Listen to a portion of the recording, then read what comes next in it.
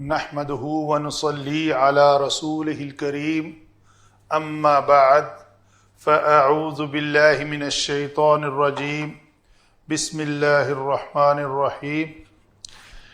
Topic چل رہا ہے جی ہمارا اسماء اعداد۔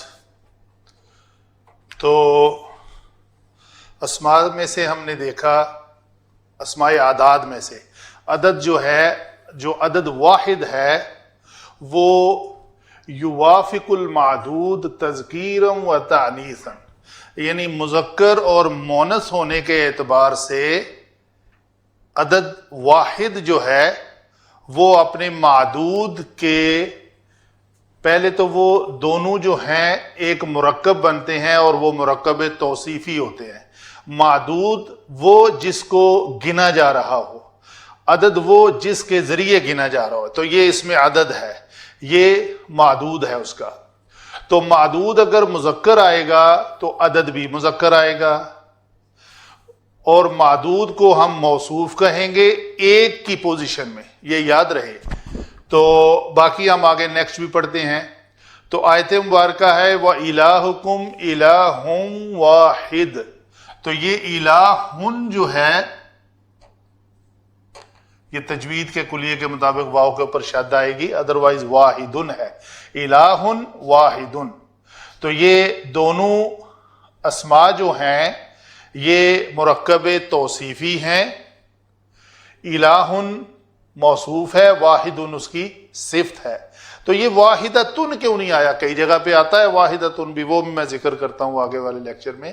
تو یہ معدود ہے اور یہ اس کی صفت ہے۔ تو یہ دونوں تنوین پیش والی کے ساتھ ہے۔ اسی طرح یہ ہے اس کی حالت، مثال میں نے لی ہے حالت رفعی کے اعتبار سے۔ حالت نسبی کے اعتبار سے منصوب ہونے کی الہن واحدن، تو یہ مثال قرآن پاک سے ہی لی ہے۔ تو یہاں پہ بھی اگر الہن معدود ہے، واحدن اس کی صفت ہے، تو یہاں واحدن یا واحدن نہیں آیا، چونکہ یہ اپنی مرکب توصیفی کے اعتبار سے تنوین زبر والی ہے، یہاں پہ بھی زبر والی ہی ہوگی۔ مجرور کی مثال لیتے ہیں، سورہ بقرہ کی ہی کی مثال ہے لن نصبر علی طعام واحد۔ تو یہ پھر ادھر تنوین آئے گی، تشدید آئے گی۔ تو طعام تنوین، طعام کو گنا جا رہا ہے۔ کتنے طعام ہیں؟ ایک ہے، دو ہیں، چار ہیں، 10 ہیں، ایک ہے۔ تو یہ اس طعام کی یہاں پہ صفت آئے گی۔ تو گویا جب مرکب توصیفی ہوگا تو مذکر معدود کے لیے مذکر ہی ہوگا۔ رفع نسبی جری اعتبار سے اگر معدود مرفوع ہے تو اس کا عدد بھی مرفوع ہوگا، اگر منصوب ہے تو منصوب ہوگا، مجرور ہے تو مجرور ہوگا۔ یہ ہے جو اوپر ہم نے لکھا کہ جو عدد، اس میں عدد واحد ہے وہ کس شکل میں استعمال ہوتا ہے۔ وما علینا الا البلاغ۔